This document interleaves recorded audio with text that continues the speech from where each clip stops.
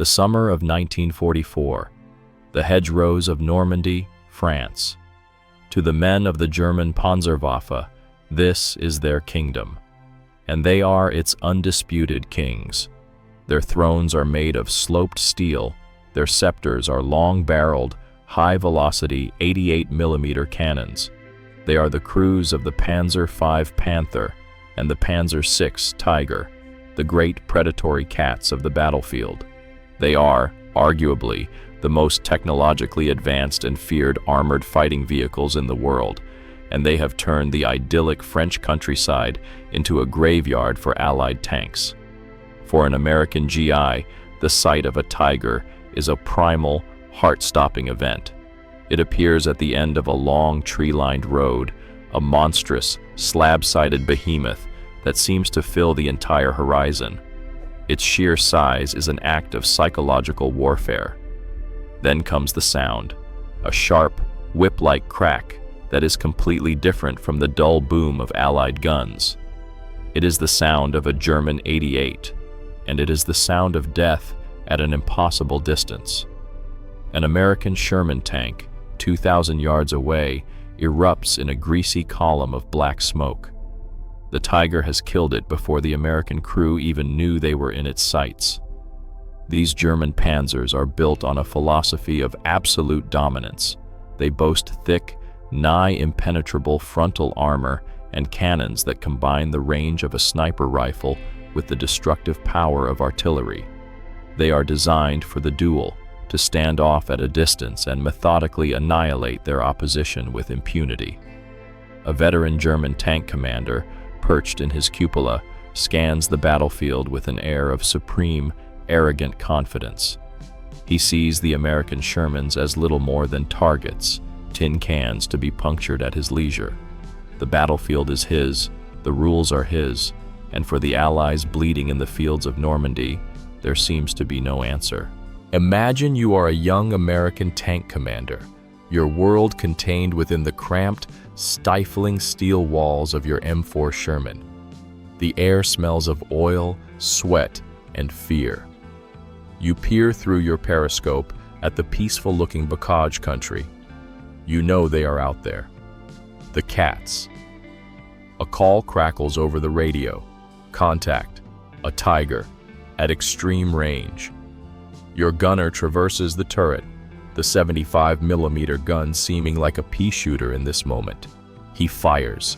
You watch the tracer arc through the sky, a hopeful yellow line, only to see it bounce harmlessly off the Tiger's thick hide, a ricochet that screams of impotence. Before your crew can even reload, the world explodes. There is a blinding flash, a deafening roar, and an unbearable wave of heat. The Tiger's shell has punched through your tank's thin armor as if it were paper. The tank is now a furnace, an inferno of burning fuel and ammunition. Your kingdom has become your tomb. You were a king in your own right, a commander of a powerful machine, but you have just been swatted aside by a bigger, deadlier predator. This was the brutal reality of the summer of 1944.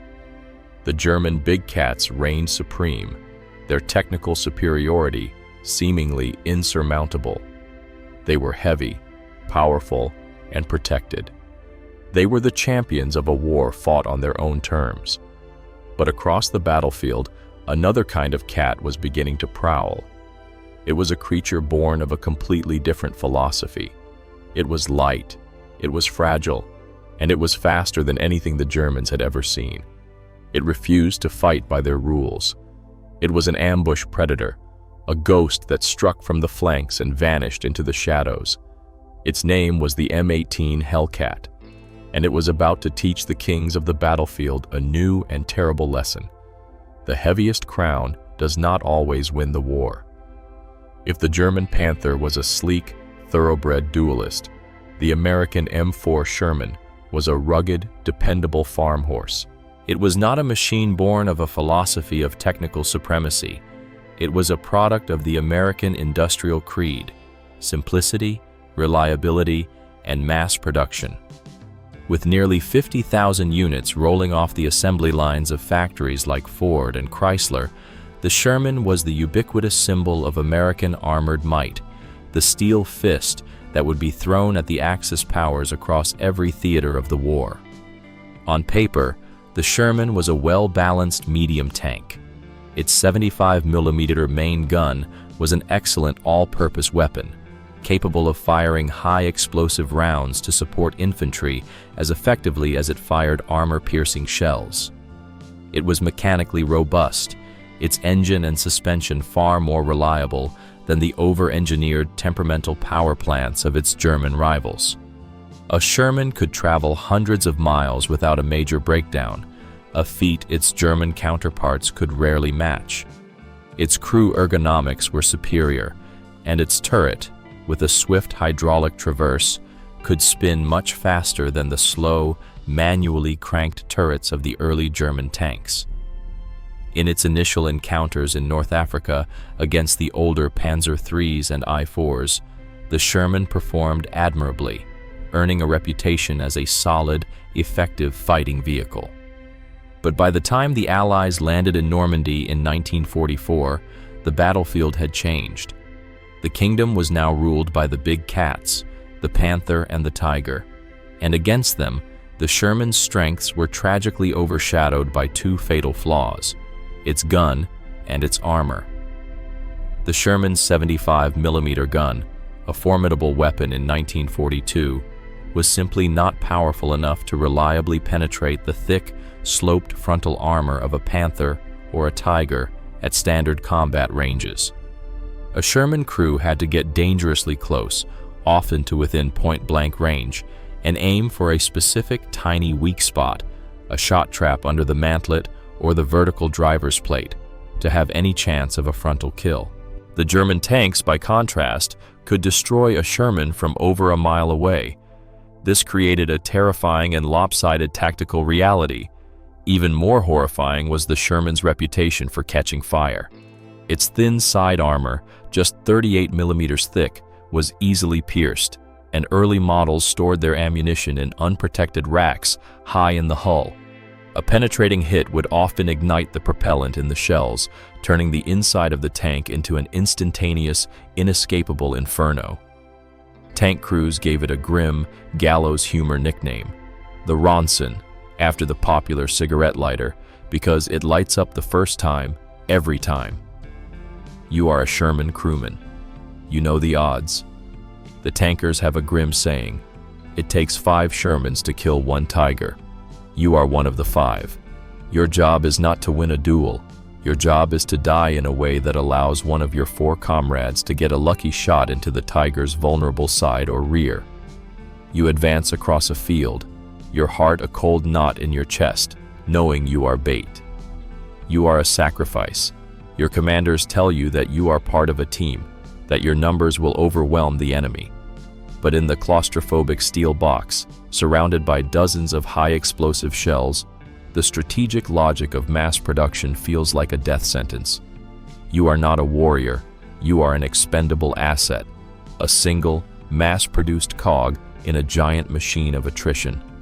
And you pray that today is not the day your Ronson lights up. The American High Command was not blind to these deficiencies, but their core strategic belief was that quantity had a quality all its own. They could produce 5 Shermans for every 1 Panther. The answer to German quality, they believed, was American quantity. But for the men burning in those tanks, another answer was desperately needed. It would come not from building a better tank, but from a radical, controversial, and entirely new philosophy of war. The American answer to the German tank threat was not forged in a steel foundry, but in the mind of one of the U.S. Army's most powerful and controversial figures, Lieutenant General Leslie J. McNair. As the commander of Army Ground Forces, McNair was the architect of the entire American Land Army being sent to fight World War II. An artilleryman by trade, he was a man of fierce intellect, rigid discipline, and an almost obsessive focus on efficiency and logistics. He believed that to fight a war across 2 oceans, the Army had to be lean, mobile, and standardized. And he held one core, unshakable belief about tanks: a tank should not fight another tank. To McNair, using a $35,000 medium tank to destroy another tank was, in his words, poor economy. He saw tanks as primarily an infantry support and exploitation weapon, designed to punch through enemy lines and wreak havoc in the rear. The job of killing enemy tanks, he argued, should fall to a specialized, more cost-effective weapon. This conviction was the seed of a radical new concept, the tank destroyer doctrine. The idea was born from a deep-seated fear of the German blitzkrieg, which had just torn through France with terrifying speed. McNair envisioned a new type of unit, a fast, mobile, and aggressive anti-tank force held in reserve at the corps and army level. When a German armored thrust occurred, these tank destroyers would be rushed to the scene to intercept and ambush the panzers, acting as a dedicated anti-armor fire brigade. Their official motto became a testament to this aggressive philosophy: seek, strike, destroy. This doctrine was a declaration of war against the conventional wisdom of the Army's own armored force. The tankers believed that the best anti-tank weapon was another, better tank. They pushed for the development of heavy tanks like the Pershing to go toe-to-toe with the German Tigers. McNair, however, resisted this with all his considerable bureaucratic power. He saw heavy tanks as logistical nightmares, too slow and too difficult to transport across oceans. He wanted speed, numbers, and firepower, and he believed that armor was a secondary concern. The tank destroyers, he decreed, would rely on speed and maneuverability as their primary defense. Imagine General McNair, a stern, imposing figure, standing over a massive map of Europe in the Pentagon. Aides and officers from the armored branch are presenting proposals for a new heavy tank, showing him schematics and battlefield reports of Tigers dominating the front. He listens patiently, his face an unreadable mask. Then, he cuts them off. He points not to the front lines, but to the vast expanse of the Atlantic Ocean. He speaks not of armor thickness, but of shipping tonnage and railroad capacity. "Gentlemen," he might say, his voice cold and firm, "your monster may win a duel, but it will lose the war while waiting for a transport ship. We will not build a few perfect weapons. We will build thousands of good enough weapons. We will overwhelm them with a swarm of hornets, not a single rhinoceros." In that room, a philosophical battle is being waged that is as critical as any battle in the field. It is a clash between the pursuit of battlefield perfection and the cold, hard logic of global logistics. And McNair's logic is winning. This doctrine created a new, independent branch of the Army, the Tank Destroyer Force. It was a force defined by its offensive spirit, a corps of dedicated hunters. They would not be weighed down by thick armor. Their protection would be their speed, their wits, and the power of their guns. They were not designed to absorb punishment. They were designed to deliver it from unexpected angles and then vanish. This philosophy was about to be put to the test, and its first incarnations would be a series of clumsy, improvised, but necessary first steps on the road to creating the perfect hunter. General McNair's vision of a swarm of fast, hard-hitting tank destroyers was powerful in theory, but the reality of creating them was a messy, incremental process of trial and error. In the frantic early days of the war, with the German panzers seemingly unstoppable, the U.S. Army Ordnance Department scrambled to create a self-propelled anti-tank gun by any means necessary. The first attempts were crude but vital stopgaps, the awkward ancestors of the thoroughbred hunter to come. The very first tank destroyer to see service was a perfect example of this improvisation. It was the M3 gun motor carriage.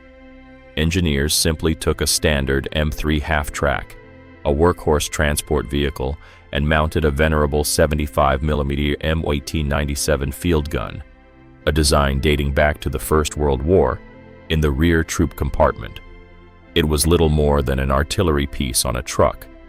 Its gun had a very limited traverse, meaning the entire vehicle had to be pointed at the enemy, and its crew was protected by only a thin gun shield. It was slow, vulnerable, and clumsy. Yet, in the desperate battles of the North African campaign, it was better than nothing.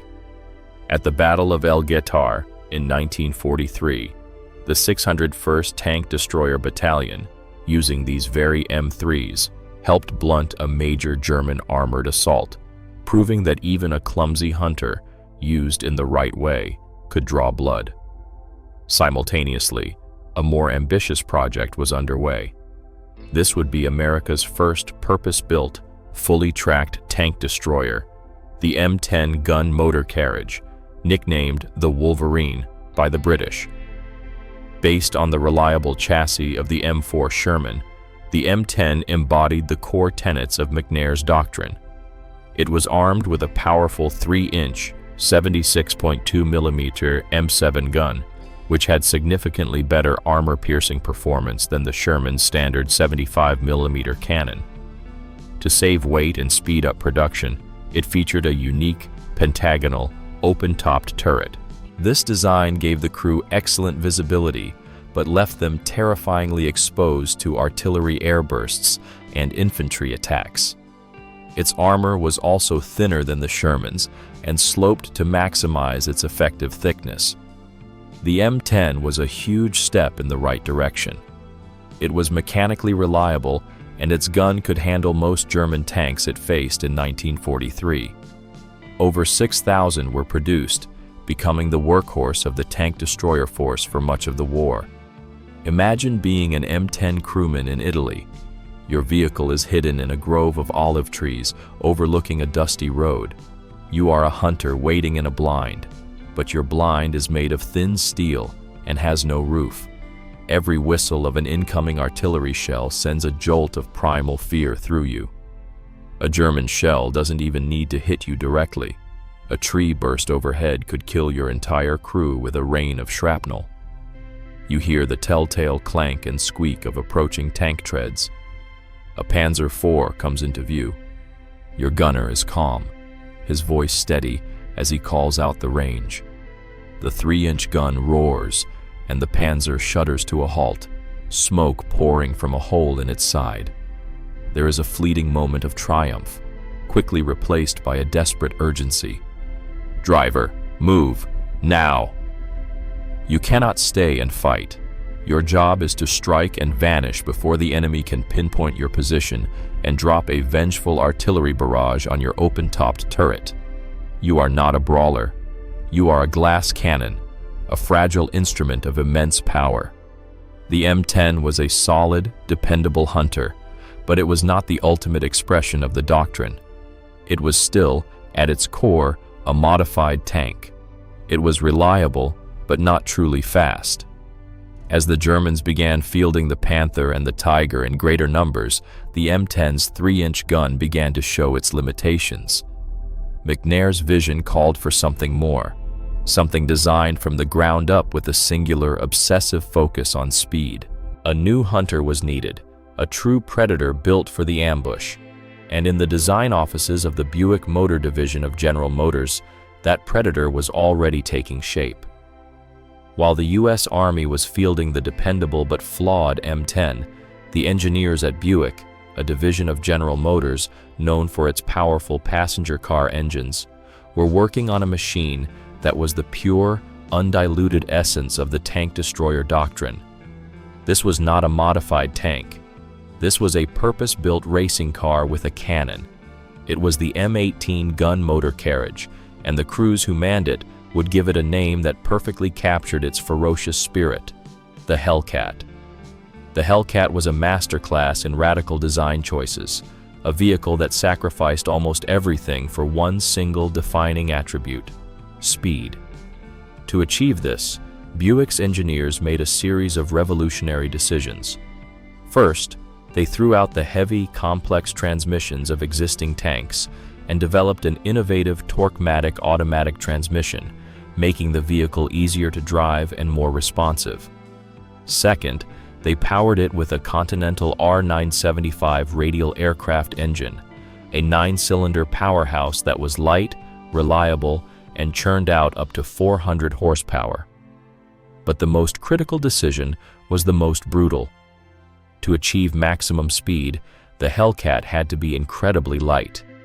The engineers achieved this by giving it armor that was, by the standards of 1944, almost non-existent. At its thickest point, the Hellcat's armor was a mere 1 inch, 25 millimeters, thick. Its hull armor was just 12.7 millimeters, or half an inch, thin enough to be pierced by heavy machine gun fire, let alone an anti-tank cannon. Like the M10, its turret was also open-topped, leaving the crew perilously exposed. It was an armored fighting vehicle with the protection of a light truck. The result of this fanatical devotion to weight saving was staggering. The M18 Hellcat, weighing in at under 20 tons, was the fastest tracked armored fighting vehicle of World War II, capable of reaching speeds of 55 miles per hour, 89 kilometers per hour, on a good road. It could outrun not only every tank on the battlefield, but most of the wheeled vehicles as well. This wasn't just a design feature, it was its primary weapon and its only real armor. A Hellcat was not meant to withstand a punch. It was designed to be too fast to hit. This featherweight chassis was armed with the new 76mm M1 gun, the same cannon being fitted to upgraded Sherman tanks. While it still struggled to penetrate the frontal armor of a Panther, it was a significant improvement over the old 75mm and more than capable of knocking out most German armor with a well-placed shot to the side or rear. Imagine being a young GI assigned to a tank destroyer battalion. You've heard the horror stories about the Ronsons. You walk into the motor pool and see your new vehicle for the first time. It's small, low-slung, and looks impossibly fragile. You tap the side of the hull with your knuckles, and the thin steel plate rings with a hollow, unreassuring sound. You feel a knot of dread in your stomach. This is a death trap, a tin can. Then your grizzled sergeant tells you to get in. The driver starts the radial engine, and it doesn't rumble like a tank. It roars to life with the throaty, high-strung howl of a racing engine. The vehicle lurches forward, and the acceleration pushes you back in your seat. You blast across the training field at a speed you never thought a tracked vehicle could achieve. You watch as it effortlessly carves turns, its Christie suspension soaking up the bumps. In that moment, your fear is replaced by a wild, exhilarating sense of awe. This isn't a tank. It's a land-based fighter plane. You are not a target waiting to be hit. You are a predator, a corsair, and you suddenly realize that speed is a weapon all its own. The M18 Hellcat was not a tank, and it did not fight like one. A Hellcat crew that tried to engage in a head-to-head slugging match with a German Panther was a crew that was about to die.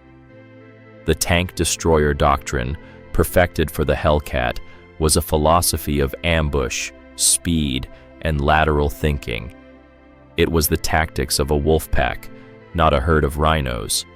The Hellcat's entire existence was predicated on not being where the enemy expected it to be. The core tactic was the flanking maneuver, executed with blinding speed. A typical engagement would begin not with a charge, but with careful reconnaissance.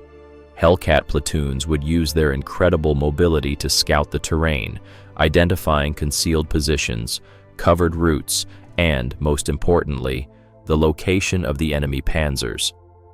While the heavy German tanks lumbered forward, confident in their frontal armor, a Hellcat platoon would be racing along a hidden road or through a wooded gully, aiming to get on their enemy's flank before the engagement even began. Once in position, they would execute a tactic known as shoot and scoot, oder ibegi. A Hellcat would pop out from behind cover, fire one or two aimed shots at the vulnerable side armor of a German tank, and then immediately reverse back into cover before the enemy could react. The Panther's turret traverse was notoriously slow. By the time its long 75mm gun had swung around to face the threat, the Hellcat was already gone, racing to a new firing position hundreds of yards away. This created a profound psychological effect on the German crews, who felt they were being attacked from all sides by ghosts. Another key element was the open-topped turret. While a terrifying vulnerability, it also provided the Hellcat commander with unparalleled situational awareness. Unlike his German counterpart, who was often buttoned up and peering through narrow vision slits, the Hellcat commander could simply stand up and scan the entire battlefield with his binoculars. This allowed for faster target acquisition and better coordination with the other vehicles in his platoon, enabling them to work together like a true wolf pack, with each member communicating threats and opportunities in real time. You are a German panzer commander, a veteran of the Eastern Front, sitting in the commander's cupola of your Panther. You are the apex predator. Your platoon is advancing slowly across a French valley. Suddenly, a shell screams past your turret. You bark an order. The turret begins its slow, grinding traverse toward the muzzle flash. But by the time your gunner has a sight picture, there is nothing there, just an empty tree line. Then, another crack, this time from the opposite flank. A tank in your platoon lurches, black smoke pouring from its engine deck. Before you can even process this new threat, a third shell hits your own tank's side, a deafening clang of non-penetrating but terrifying impact. Panic begins to set in. Where are they? How many are there? It feels like you are surrounded, caught in a perfectly sprung trap. Your technological superiority, your thick frontal armor, your powerful gun, all are rendered useless. You are a giant being swarmed by invisible, stinging insects. You are no longer the hunter, you are the prey. Hellcat battalions became masters of these hit-and-run tactics. They would work in concert, one platoon fixing the enemy's attention while another sped around to strike from the rear. They learned to use their speed not just for attack, but for defense, rapidly repositioning to avoid artillery barrages that would have been devastating to the stationary M10s. It was a deadly, high-stakes game of cat and mouse, but with the roles reversed. The Hellcat was the nimble, cunning mouse, armed with a lion's bite. And in the autumn of 1944, in the fields of Lorraine, this wolf pack was about to have its finest hour. In September of 1944, General George S. Patton's U.S. Third Army was storming across the Lorraine region of France, a spearhead aimed at the heart of Germany. In a desperate attempt to halt this advance, Hitler ordered a massive armored counteroffensive. He threw his newly formed panzer brigades into the fray, elite units equipped with the fearsome Panther tank, ordering them to cut off and annihilate Patton's spearhead, the 4th Armored Division. The stage was set near the small French town of Haricourt for one of the largest and most significant tank battles fought on the Western Front. The German plan was simple, a brute force assault to overwhelm the Americans. But they had not counted on two crucial factors: the weather and the M18 Hellcats of the 704th Tank Destroyer Battalion. On the morning of September 19th, a thick, soupy fog blanketed the rolling hills around Haricourt, reducing visibility to less than 100 feet. This fog, a curse for the German commanders who relied on their long-range gunnery, became the Hellcats' greatest ally. It was the perfect cloak for an ambush predator. As the columns of German Panthers and Panzer IVs advanced, they were effectively blind. They rumbled forward, expecting to meet American Shermans in a head-on clash. Instead, they stumbled into a perfectly laid trap. The Hellcats of the 704th, using their speed and intimate knowledge of the terrain, had positioned themselves on the flanks of the German advance. They waited, engines idling, until the German tanks were at point-blank range, their vulnerable side armor exposed. Then, the slaughter began.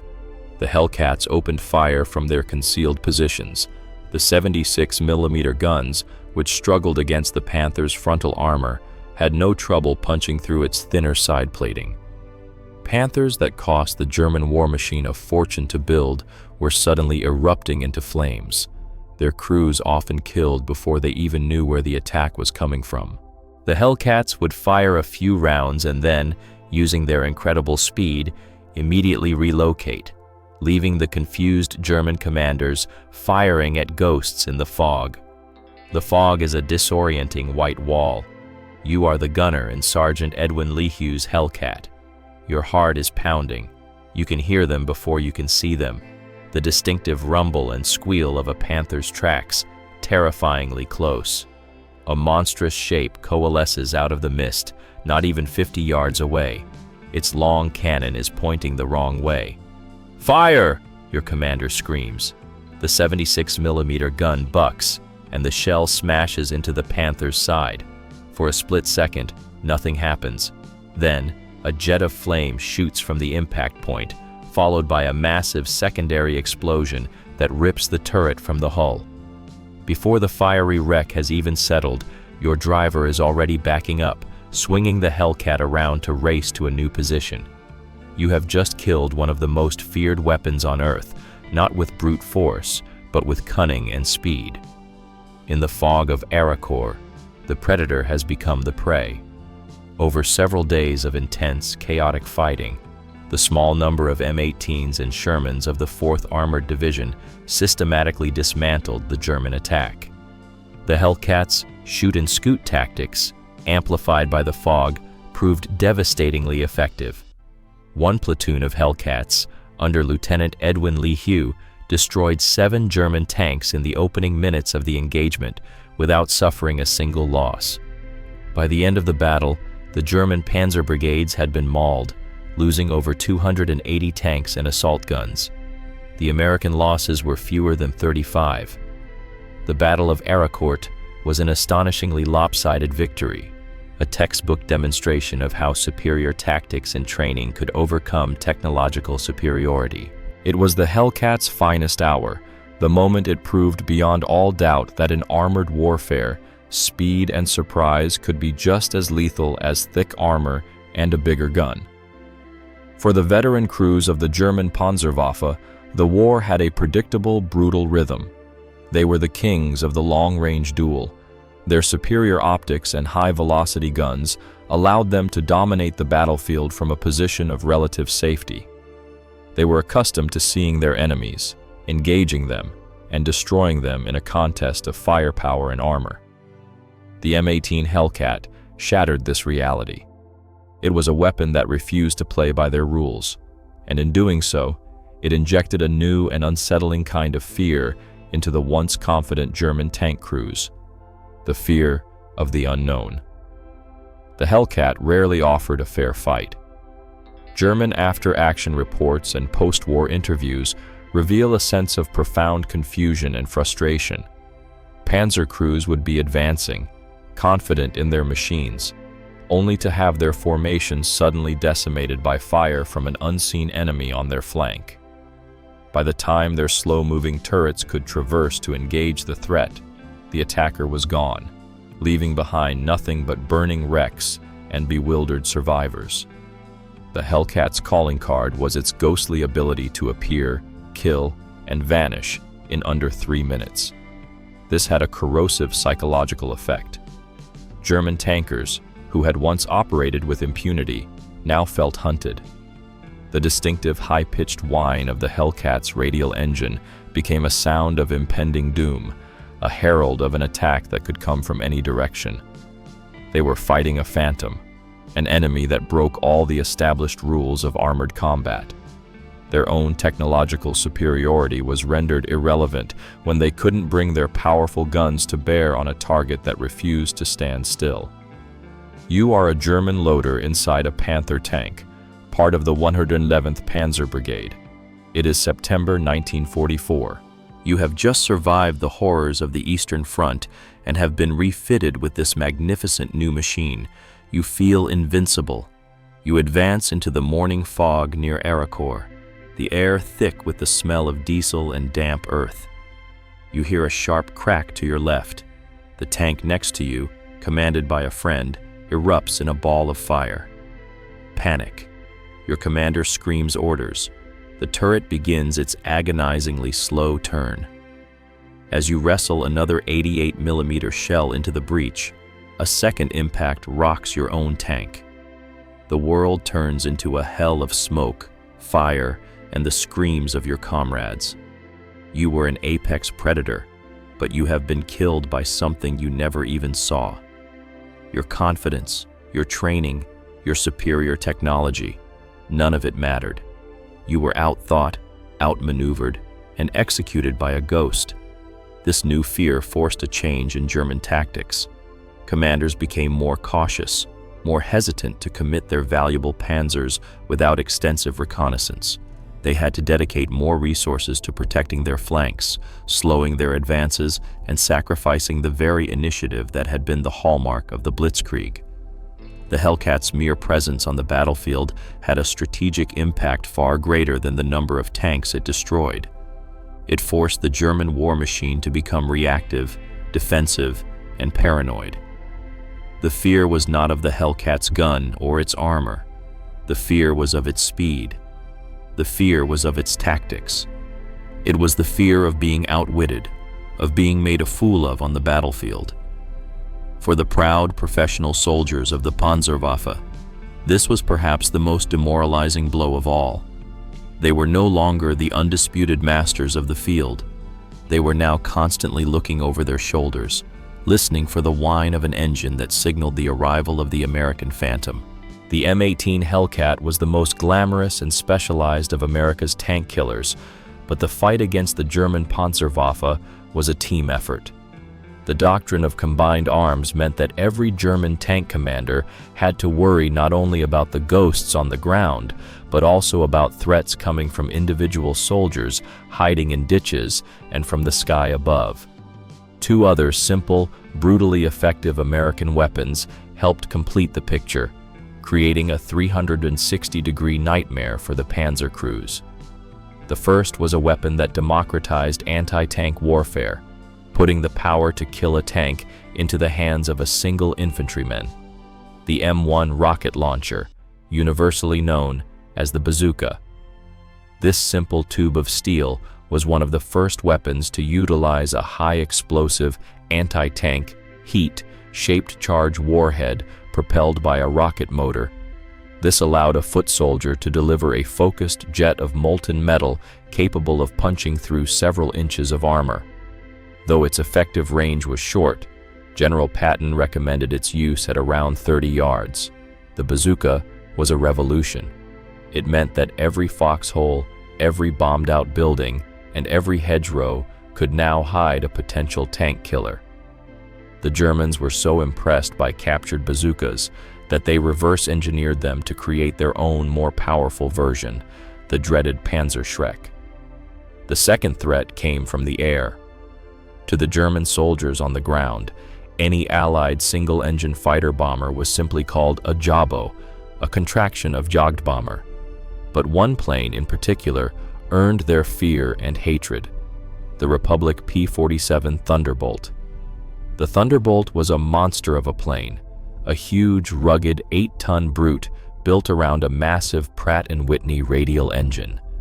It could absorb incredible amounts of punishment and was armed with 8 50-caliber machine guns that could shred light vehicles and infantry. More importantly, it could carry a devastating payload of 500-pound bombs, or, most terrifyingly, high-velocity aircraft rockets, HVARs. A flight of Jabo P-47s appearing over a column of German tanks was a catastrophe in the making. The pilots would scream down in a steep dive, their machine guns ripping into the thin top armor of the panzers. They would then unleash their rockets, which could penetrate the engine decks and set the tanks ablaze. Unlike the Hellcats, the Jabos could strike anywhere, at any time, with virtually no warning. You are a German tank commander, halted on a road in the French countryside. The sky is a perfect, cloudless blue. It is too clear. You feel a knot of dread in your stomach. Then you hear it. The faint, high-pitched whine of an aircraft engine. Your heart sinks. "Jabo!" someone screams over the radio. You try to traverse your turret, to use your machine gun, but it's useless. The sky is filled with diving, hawk-like shapes. The air rips apart with the sound of their cannons. A tank in front of you is stitched from end to end with 50 caliber rounds. Then comes a sound like tearing linen as the rockets are launched. You watch, helpless, as a rocket slams into the rear deck of the tank next to you, which erupts in a plume of oily black smoke. Your world is chaos and terror. You are a giant, powerful beast being tormented by creatures you cannot fight back against. You can't hide, you can't run. All you can do is pray that you are not the next one chosen. This symphony of steel created a constant, wearing pressure on the German armored forces. A panzer commander could no longer just worry about what was in front of him. He had to worry about the Hellcat on his flank, the GI with a bazooka in the ditch, and the Thunderbolt in the sky above. The American strategy was not about building one perfect weapon, but about creating an interlocking system of threats that would overwhelm the enemy from every possible angle. On December 16, 1944, Hitler launched his last, desperate gamble in the West. Codenamed Wacht am Rhein, Watch on the Rhine, the Ardennes Offensive, known to the Allies as the Battle of the Bulge, was a massive, surprise armored assault through the dense, snow-covered forests of the Ardennes region of Belgium and Luxembourg. The German objective was to smash through the thinly held American lines, cross the Meuse River, and capture the vital port of Antwerp, splitting the Allied armies and forcing a negotiated peace. The attack was launched in the midst of a brutal winter storm, deliberately chosen to ground the Allies' superior air forces. For the American tank destroyer battalions, including those equipped with the M18 Hellcat, the Battle of the Bulge was a nightmare. Their doctrine was built around fluid, offensive, hit-and-run warfare on open ground. The Ardennes flipped the script completely. Suddenly, they were on the defensive, fighting desperate, static battles in a landscape that neutralized their greatest asset: speed. The narrow, icy forest roads and deep snow made high-speed flanking maneuvers impossible. The thick fog and constant snowfall that grounded the Jabos also reduced visibility to a few dozen yards, nullifying the advantage of long-range reconnaissance. The hunters were now trapped, forced to fight like conventional tanks, a role for which their paper-thin armor made them suicidally unsuited. Throughout the battle, Hellcat units found themselves being used as mobile artillery or as last-ditch roadblocks against overwhelming German numbers. Instead of ambushing Panthers from the flank, they were often forced to face them head-on in desperate, close-range brawls. In these conditions, the Hellcat's weaknesses were cruelly exposed. Its thin armor offered no protection against the German guns, and its open-topped turret made its crew tragically vulnerable to artillery and mortar fire from the veteran German infantry.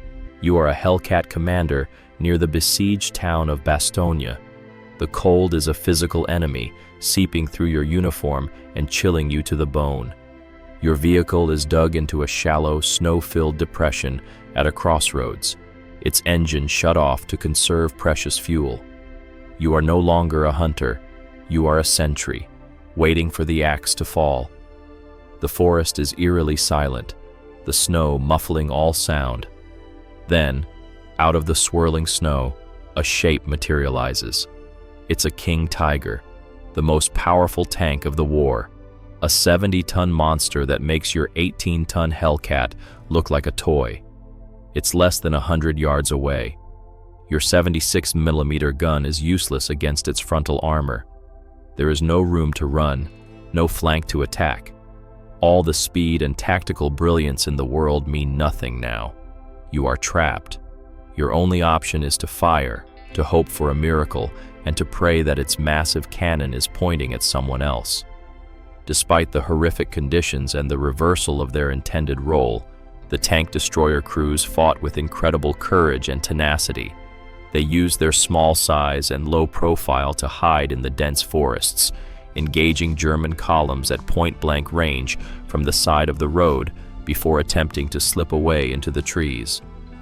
Though they suffered heavy losses, their desperate, sacrificial defense played a crucial role in slowing the German advance, buying precious time for Allied reinforcements, like Patton's Third Army, to arrive and relieve the pressure on critical points like Bastogne. The Battle of the Bulge was a brutal lesson for the tank destroyer force. It proved that their specialized vehicles and offensive doctrine were highly effective in the right conditions, but dangerously vulnerable when forced to fight a defensive battle. The hunters had become the prey, and while many paid the ultimate price, their sacrifice helped to break the back of Hitler's last great offensive. When the guns fell silent in Europe in May of 1945, the U.S. Army's tank destroyer force had a combat record to be proud of.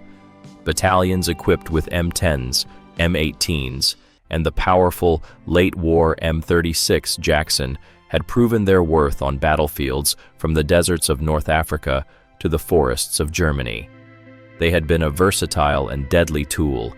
Yet, just a few months later, on November 10, 1945, the Tank Destroyer Center at Fort Hood, Texas, was officially closed, and the entire branch was slated for disbandment. The Great Hunt was over. The decision to dissolve the force stemmed from a cold, hard look at the lessons learned during the war. The core premise of General McNair's doctrine, that tanks should not fight tanks, had been proven fundamentally flawed by the realities of combat. In practice, tanks were the best anti-tank weapons, and they were constantly encountering each other on the battlefield. The segregation of anti-tank responsibilities to a separate, specialized unit created command and control problems, and was often too inflexible for the fluid nature of modern warfare. Furthermore, the tank destroyers themselves had spent far more time performing other duties than they had hunting tanks. A U.S. Army study found that tank destroyer battalions in Europe fired approximately 11 high-explosive HE rounds for every one armor-piercing AP round. This meant they were acting as mobile artillery, supporting infantry assaults and reducing enemy bunkers far more often than they were engaging in their primary mission. While they performed these secondary roles well, it begged the question, why have a specialized unit to do a job that a regular tank could do just as well, if not better? The final nail in the coffin of the tank destroyer doctrine was the evolution of the tank itself. By the end of the war, the American M26 Pershing had arrived on the scene. It mounted a powerful 90mm gun, the same as the best tank destroyer, the M36.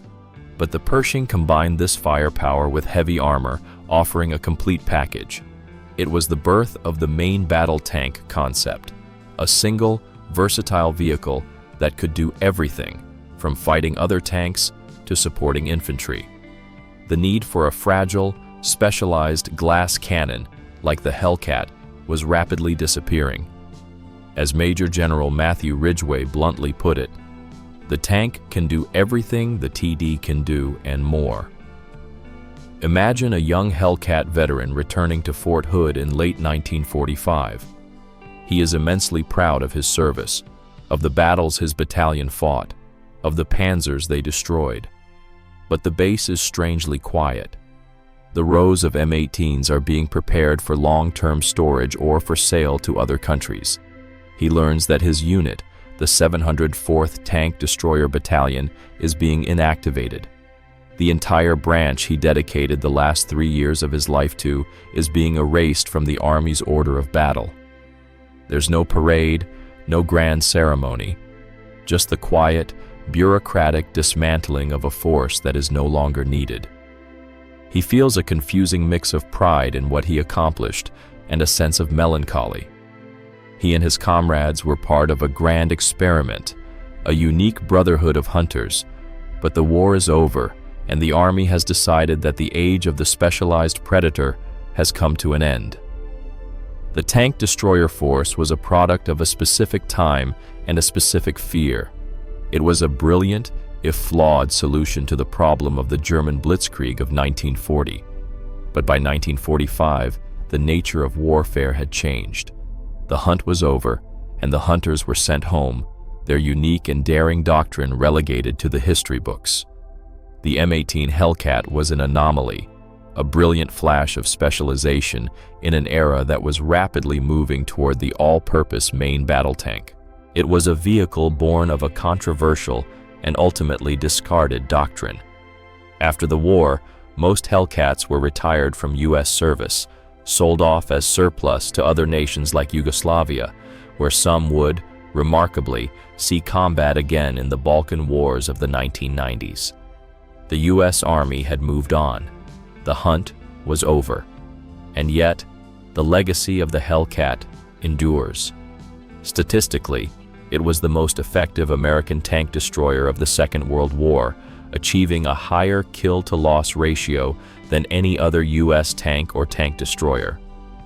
For every Hellcat lost in combat, it killed nearly 2.5 enemy armored vehicles. This success was not a testament to a perfectly balanced design. As many have pointed out, its armor was suicidally thin, and its gun was barely adequate against the heaviest German tanks frontally. The Hellcat's incredible record is a monument to something else: the ingenuity of its crews and the power of a revolutionary tactical idea. The Hellcat's legacy is not found in the thickness of its armor or the caliber of its gun. It is found in the simple, profound idea that speed itself is a weapon. In an age dominated by lumbering, heavily armored giants, the Hellcat was a testament to the value of maneuver, surprise, and lateral thinking. It proved that you don't always need to build a bigger hammer. Sometimes you just need to be fast enough to strike from an angle your opponent never sees coming. Today, a handful of M18 Hellcats survive in museums and private collections, their thin green hulls and open-topped turrets looking almost delicate next to modern armored vehicles. When you stand next to one, you can feel its radical philosophy. It doesn't project an aura of brute force like a Tiger or a Sherman. It feels different. It feels lean, athletic, and intelligent. It is a reminder that the history of warfare is not just a linear progression of bigger guns and thicker armor. It is also a history of brilliant ideas, of moments when a clever David finds a new way to defeat a powerful Goliath. The M18 Hellcat was one of those ideas, a ghost on the battlefield, a devil on treads, and a lasting symbol of the simple, brutal elegance of speed. Thank you for watching to the end. If you liked it, please give it a like, subscribe, and don't forget to hit the bell so you don't miss new videos. There are more amazing stories to come. Take care of yourselves and your loved ones.